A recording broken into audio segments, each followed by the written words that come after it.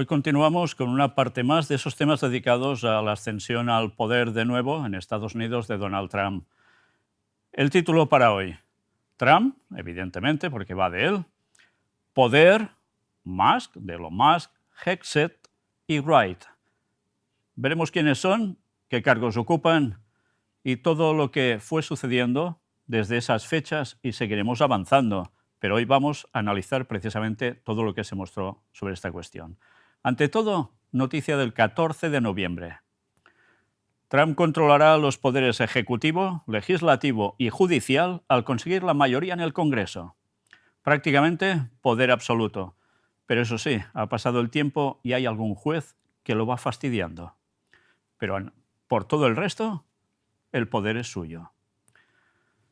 Mírate esta otra noticia. Era un día después, el 15 de noviembre. Habla Elon Musk.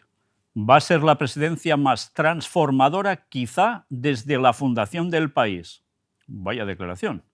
El empresario afirmó que el equipo recibe un mandato porque los ciudadanos del país quieren que se produzcan cambios. Y vaya si se están produciendo.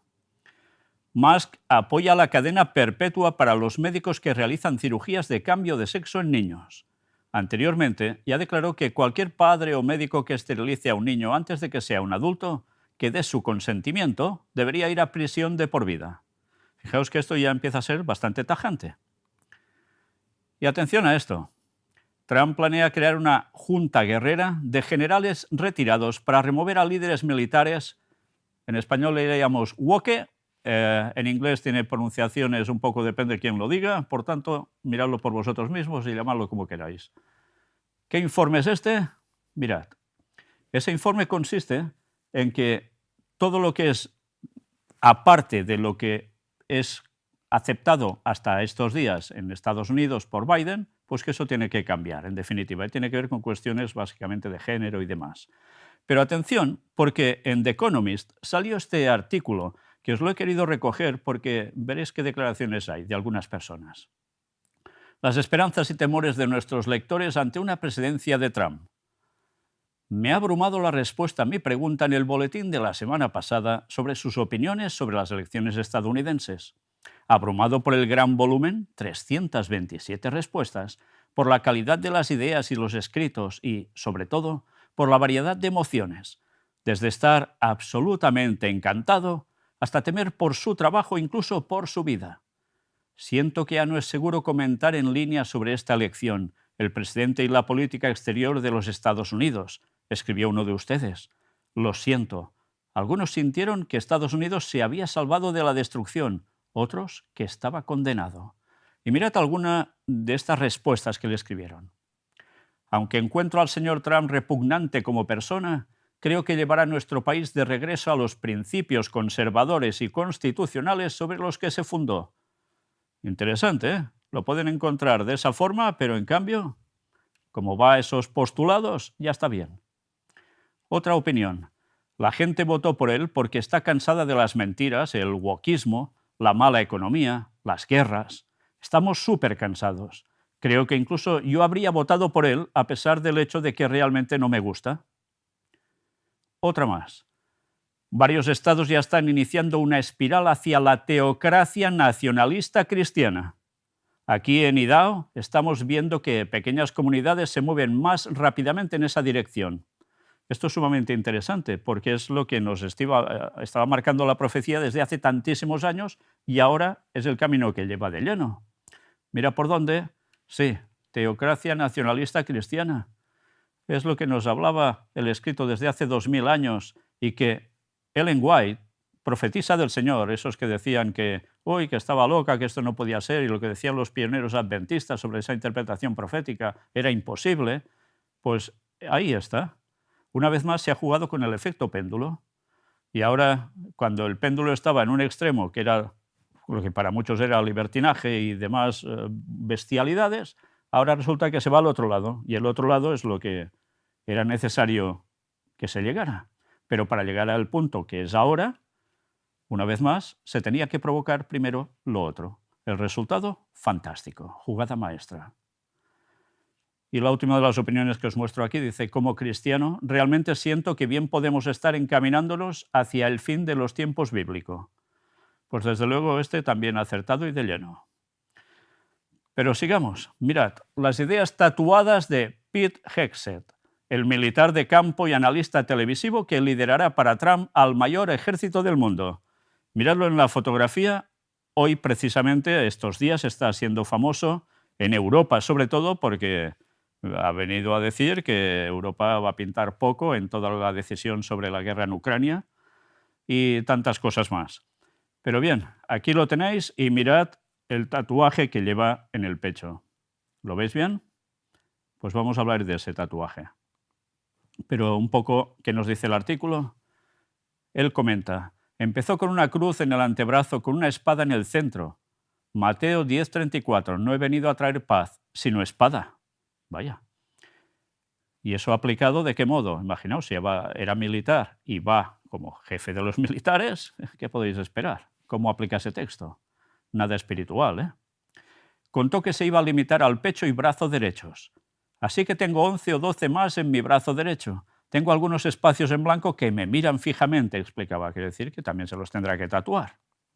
Sus tatuajes son un resumen de su ideología y pensamiento. Dios y la patria. Las unidades con las que serví en el ejército. Mi We the People es probablemente el más prominente que tengo, que está en mi antebrazo, ha contado. Lleva también en el bíceps una gran bandera con el AR-15 que llevó en Irak, una caricatura de Benjamin Franklin y la serpiente Join or Die, únete o muere, y el Deus Vult, Dios lo quiere, que era el grito de los cruzados. Vaya. Y dice: todo mi pectoral es una cruz de Jerusalén. Israel, el cristianismo y mi fe son cosas que me importan mucho.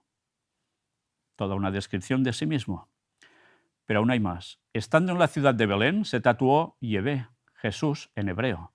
Todo mi pectoral es una cruz de Jerusalén. Y aquí lo tenéis.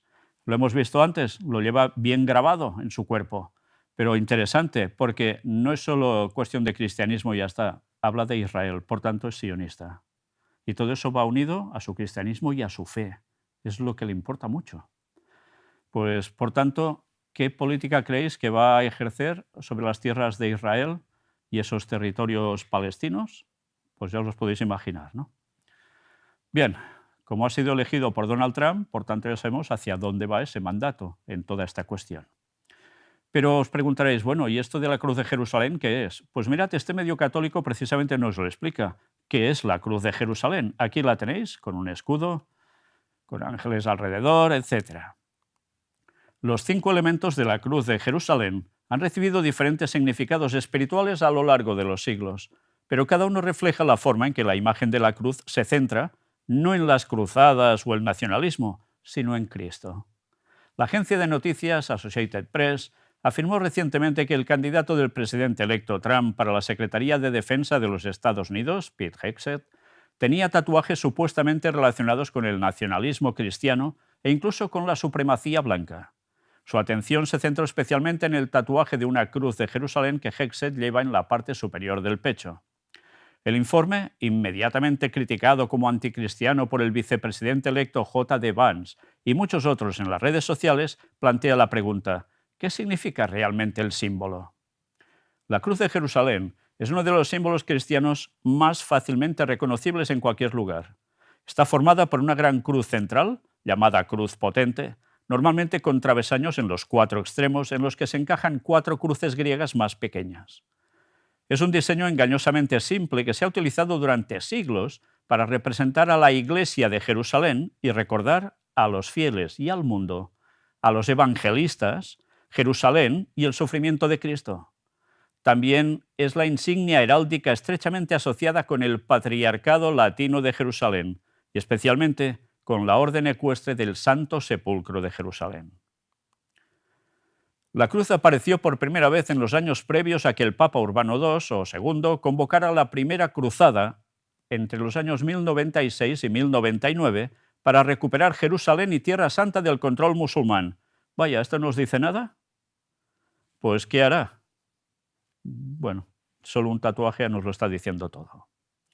Llamada en ocasiones la Cruz de los Cruzados, Se adjuntó particularmente al escudo de armas del famoso caballero cruzado Godofredo de Bouillon, uno de los líderes de la Primera Cruzada, pero no fue de uso común hasta la segunda mitad del siglo XIII, cuando se adoptó como el estandarte principal del Reino de Jerusalén, que gobernó gran parte de Tierra Santa hasta la expulsión final de los caballeros cristianos de Tierra Santa en 1291. Incluso después del final de la era de las Cruzadas, los peregrinos llevaban la imagen de la cruz de Jerusalén, conectando sus propios viajes de fe con la pasión de nuestro Señor y el deseo de ver la ciudad santa. Desde entonces, la cruz ha estado presente en todas partes en la imaginería cristiana. Aparece en la ornamentación artística y arquitectónica de iglesias y edificios cristianos, como diseño en las tapas de las Biblias y muy a menudo como una hermosa pieza de joyería que se usa para declarar la propia fe cristiana.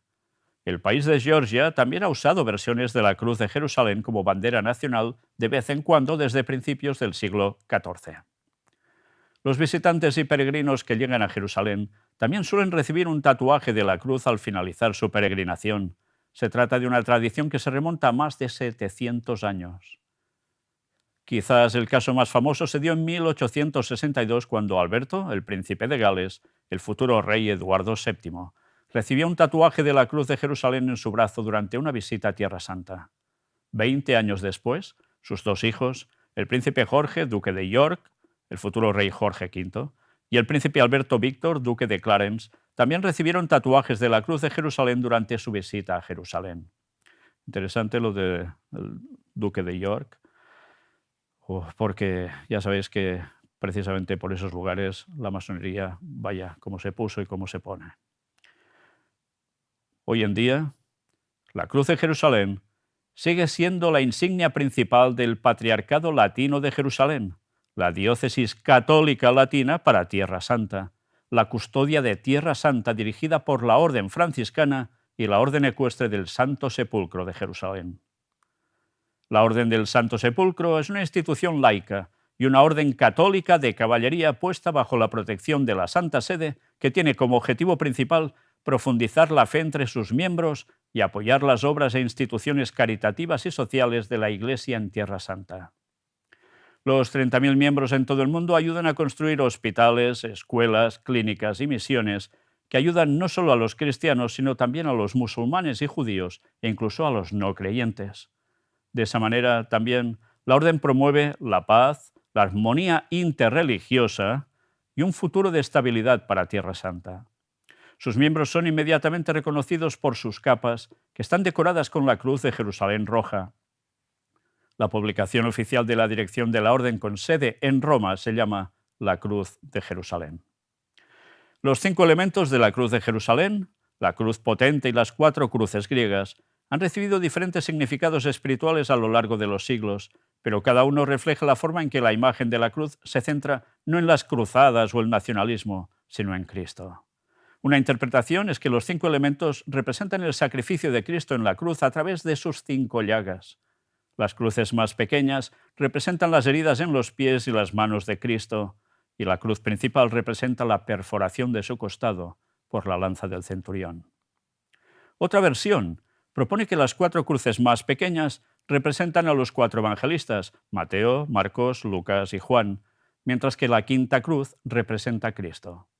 Parte de esa interpretación es que las 4 cruces muestran la forma en que los evangelistas ayudaron a difundir el evangelio a los 4 rincones del mundo y que nosotros también estamos llamados a proclamar la fe con nuestras mentes y corazones centrados en la tumba vacía de la iglesia del Santo Sepulcro en Jerusalén. En fin, ellos siguen pensando o diciendo que Jesús estuvo sepultado en ese lugar, que es el que custodiaban y siguen custodiando. Y evidentemente Cristo no estuvo allí. Diréis, ¿y cómo lo sabes? Bueno, ya lo hemos presentado. Ya se ha mostrado dónde estuvo precisamente la tumba de Cristo, en el jardín. Y nada que ver con ese otro lugar. Pero una vez más, ya sabéis, el catolicismo siempre desvirtúa lo que debe ser para llevar a la gente una vez más al error. Y vaya error. Si no sabéis de qué va esto, mirad lo que hemos presentado sobre esta cuestión y veréis cómo los descubrimientos de Ron Wyatt lo certifican. Sigamos. Cualquiera puede llevar un medallón de la Cruz de Jerusalén o tatuarse con él. Pero ya sea que lo llevemos colgado del cuello o sobre nuestro cuerpo, nuestro único propósito debe ser reverenciar